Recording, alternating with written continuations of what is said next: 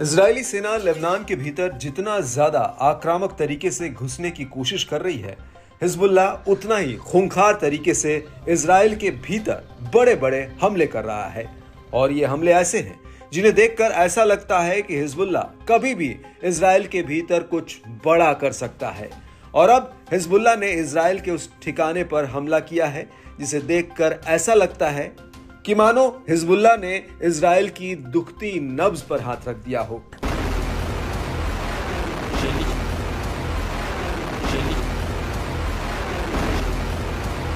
दरअसल हिजबुल्लाह ने तेल अवीव के भीतर हरकिया बेस पर लंबी दूरी वाली बैलिस्टिक मिसाइल कादे-2 दागी है। हिजबुल्लाह का दावा है कि यह सैन्य अड्डा इजरायली सेना के रक्षा मंत्रालय का हेडक्वार्टर है और इस बेस में इजरायली सेना के general staff, war management room और एयरफोर्स सैन्य नियंत्रण एवं पर्यवेक्षण प्राधिकरण का मुख्यालय है। हिजबुल्लाह का दावा है कि इस सैन्य अड्डे की दूरी लेबनान बॉर्डर से करीब 120 किलोमीटर है।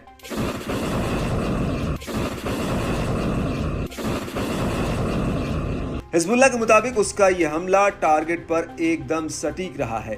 आपको बता दें कि इससे पहले हिजबुल्लाह के लड़ाकों ने इस सैन्य अड्डे पर ड्रोन्स का एक जत्था भी फायर किया था और इसके बाद हिजबुल्लाह ने इसी बेस पर कादर-2 मिसाइल फायर की है। हिजबुल्लाह का यह भी दावा है कि उसने इसी दौरान आईडीएफ के एमोस बेस पर हमला किया, जो उत्तरी इजराइल में सैन्य सामान की सप्लाई का गढ़ माना जाता है। हालांकि इजरायली सेना ने रक्षा मंत्रालय पर हिजबुल्लाह के हमले को लेकर कोई प्रतिक्रिया नहीं दी, लेकिन उसने ये जरूर कहा कि लेबनान की तरफ से दागे गए करीब 40 रॉकेटों को इंटरसेप्ट किया गया है।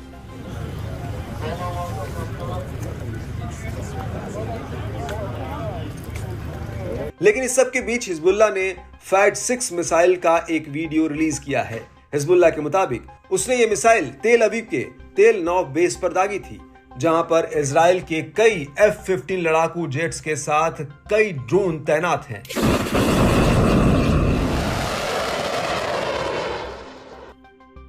हिजबुल्लाह का कहना है कि फैट-6 मिसाइल जमीन से जमीन पर वार करती है और ये मिसाइल 302 mm डायमीटर की है।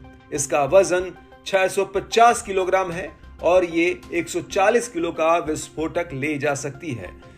यह मिसाइल 225 किलोमीटर की दूरी तक हमला करने में सक्षम है।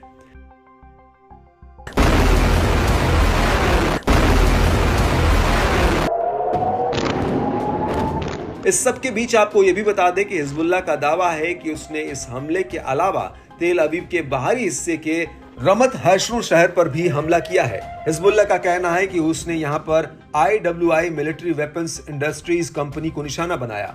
हिजबुल्लाह के मुताबिक उसने इस कंपनी पर मिसाइलों का एक जत्था फायर किया, जो लेबनान बॉर्डर से महज 110 किलोमीटर की दूरी पर है।